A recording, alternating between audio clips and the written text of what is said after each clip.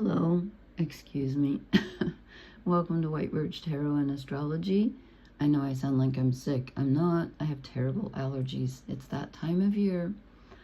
I curse the ragweed that blooms. I don't know what good it does, but it's a horrible plant. Anyway, I am doing this reading on September 16th. It's only 4 a.m. in the morning here, but and I'm going to start off with a very short 2-line poem from Rosemary Watola Traumer. I'm not quite sure what the title is. I've written down One Doable, which makes no sense to me. But it says, living in a leaning building, still she straightens the picture on the wall. I feel like right now we're all living in a leaning building with that Saturn-Neptune conjunction. It's really getting to me. I don't know about you guys, but I'm going to try to do this. I'm massively tired, but I wanted to because Mars, which is in Libra, and I don't have the degrees in front of me because I didn't print it out. I think it's 20-something, 28 maybe, is opposite Chiron in Aries. So Mars is in Libra, Chiron's in Aries. Chiron is the wounded healer, and Mars is the warrior planet. It's our bodies, our spirits, our desires, our actions.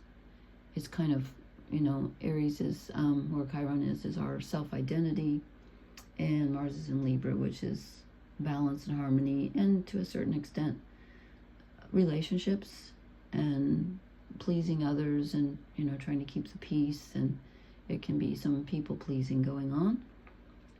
And so when Chiron is opposite Mars in those signs, Chiron is bringing up a wound that affects who we think we are, who we feel we are, our self-identity, how we formed our self-identity. And Mars is in Libra probably trying to avoid it, frankly, a little bit, but also trying to balance things. Trying to straighten the picture on the wall while the building is leaning. Like, oops, here comes this information about this wound. I have to think about the relationships in my life and how things were either balanced or imbalanced, and how that formed my sense of self and how I was wounded by that. And Mars is also in aspect, a good aspect, to Venus, sextile, 60 degrees. Venus is in Leo, and Leo is about our truth, our hearts, how we express ourselves, how we are recognized, how we are admired. So when Mars and Venus get together, it's about desire. You can be thinking about romance, romantic relationships. There's a harmony there. But again, when Mars is kind of dealing with this wound thing, is it us expressing our wounds to others? Is it us just thinking about the ways in which our good relationships have helped us deal with the ones that hurt us? It's all of those things. So I pulled some cards. This is the original Rider-Waite. Well, it's not the original deck. I wish I had that. Probably worth some money. I keep talking about money all of a sudden. I don't know what's wrong with me. I guess I'm thinking about it. I have a lot to do around here. So I pulled some cards and some shadow cards, and they look really interesting. So I'm just going to move into it. And this is the Cross of Truth. And did I already say this is September 16th? This is the 48th anniversary of the death of Mark Bolan in 1977. If you've been listening to me, I'm a massive isn't even big enough of a word, massive Mark Bolan fan. And I actually dreamed about him last night, which would have been Sunday night, because I'm doing this. It's my Monday night, your Tuesday morning. And then I had a weird synchronicity. The guy who mows my lawn, his son came over to do some work in the yard for me.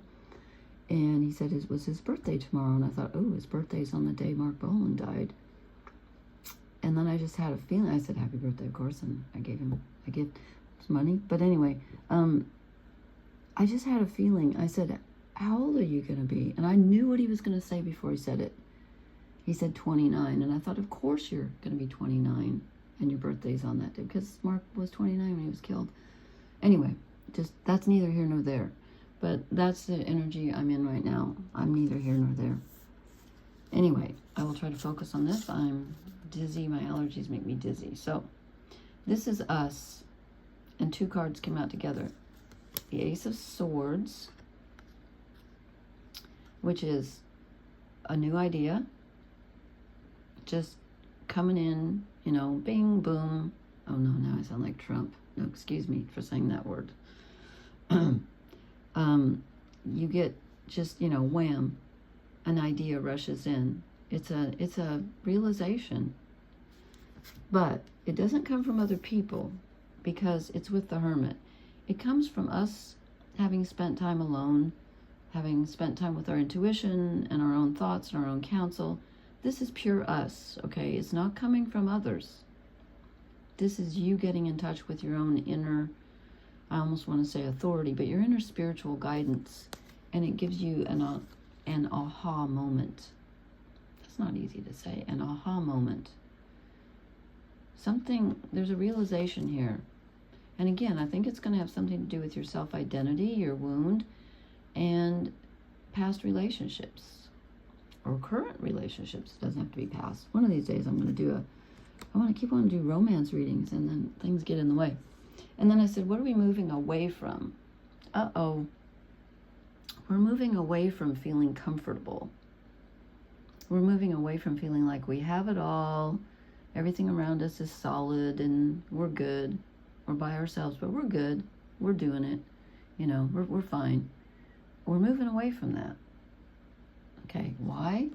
What are we moving toward? Well, we get a little bit of change here, some transformation, some letting go, some transformation, and some rebirth. We have to change things. And this could be considering old relationships. I have a feeling there's a lot of old relationship pondering going on, both good and bad. You know, who hurt me? Who did I hurt? Who did I love? Who was true to me? Who was I true to? A lot of that going around with this energy. And it changes us because we take this into ourselves, we ponder it, and it gives us this new Ace of Swords energy. Mentally, we're processing something mentally. We're thinking about it. We're not just feeling it, we're thinking about it. Okay, and then I said, what's the basis of this whole, you know, this whole situation here, this energy? Ooh, we get the 10 of Swords. Something is done. Clearly, something is done.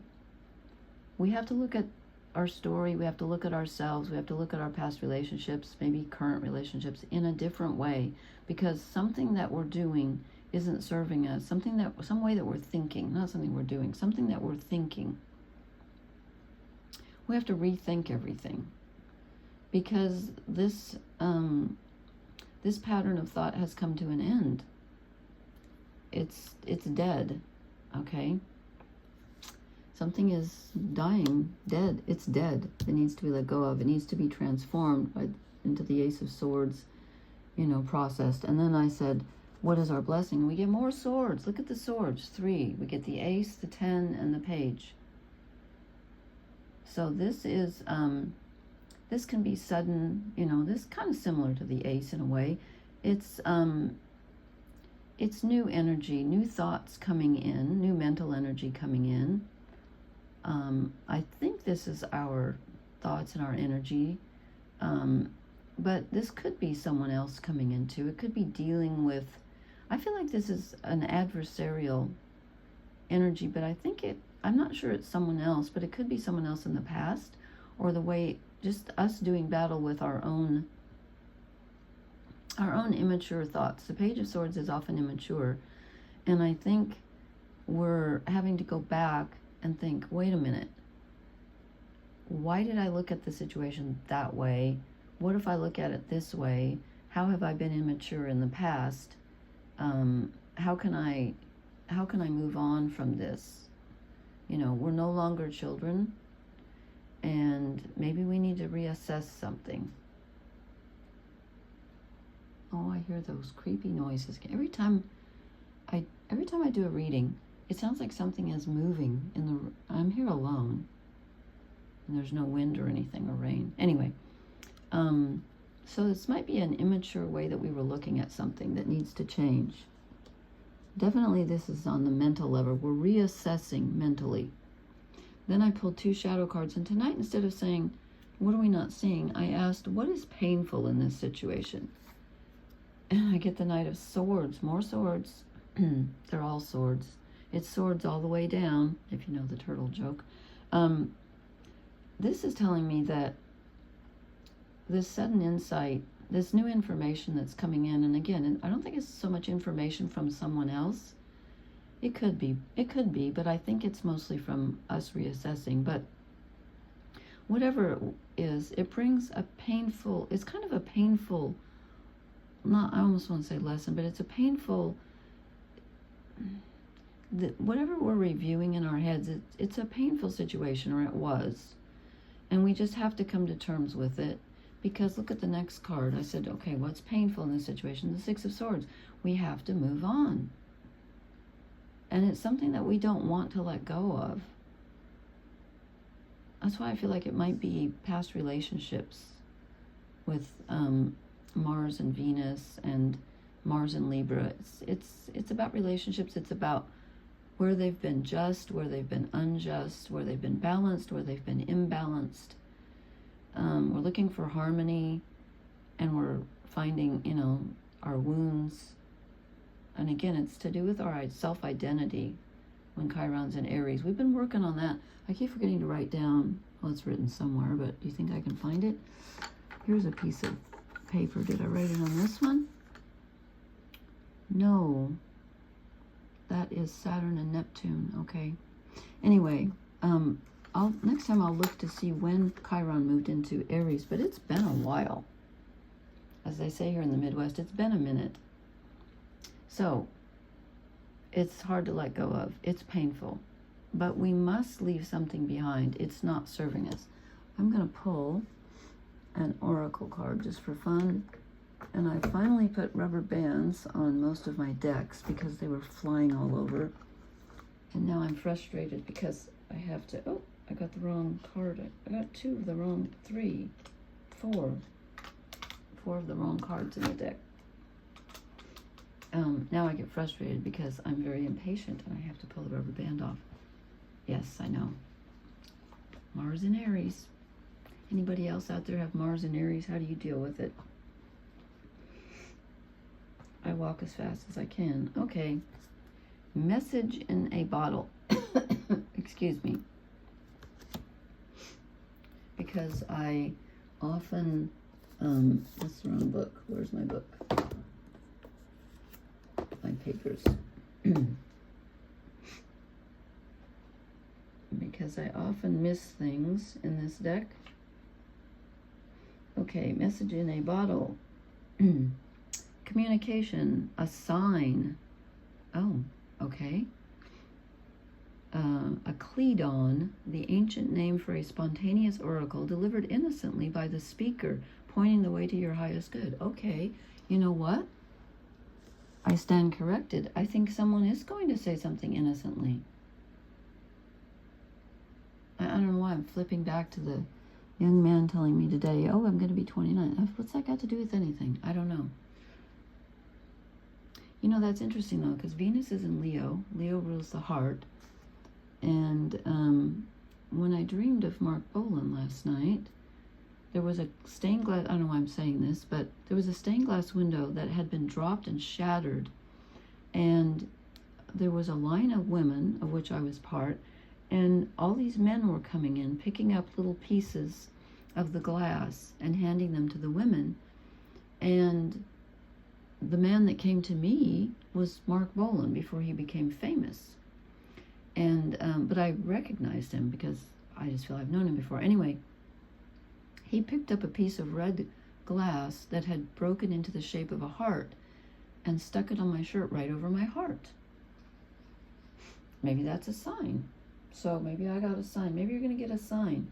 Pay attention to your dreams and just whatever someone says to you. Okay, that's what it says. Delivered innocently by the speaker, pointing the way to your highest good. Spirit sends you signs when you ask for them, when you believe you will receive them, and when you allow yourself to become fluent in the language of symbols, oracles, and omens. Expect confirmation that you're pointed in the right direction. Keep your ears open, for someone might say just the right thing that will give you the answer to your query. Today your message is this: Spirit hears you, and the reply is favorable. Okay, then the protection message says, are you refusing to acknowledge the signs because you want things as you want them? Red flags are not pretty decorations for you to admire. Uh-oh, I got a red heart. They are warning you for a reason.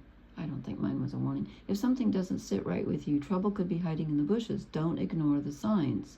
Spirit always has your best interests at heart and will draw your attention to what you are overlooking.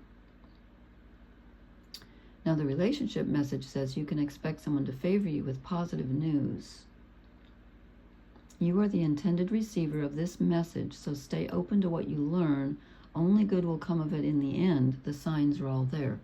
Okay, so it may not feel good at the beginning because I don't see this being easy with the Ten of Swords, the Six of Swords, and the Page of Swords, and us leaving the Nine of Pentacles behind. I don't see this as being super easy, but it is super important and ultimately fruitful. Okay, so I hope that was helpful. Please leave me a comment. Please hit the like, share, and subscribe buttons. We have the partial solar eclipse on September 21st with the moon at 29 degrees of Virgo. So it's the second Virgo eclipse in a month. So that's going to be very interesting. And also I think on the 18th, Mercury moves into Libra. So Mars will be moving out a couple of days after that, and Mercury's moving into Libra. So we've got more, more assessing energy coming up. Oh, that's going to be interesting. Maybe Mercury's going to help us process some of this stuff. Okay, anyway, I will talk to you later. Thank you so much for listening. Blessings. Good night.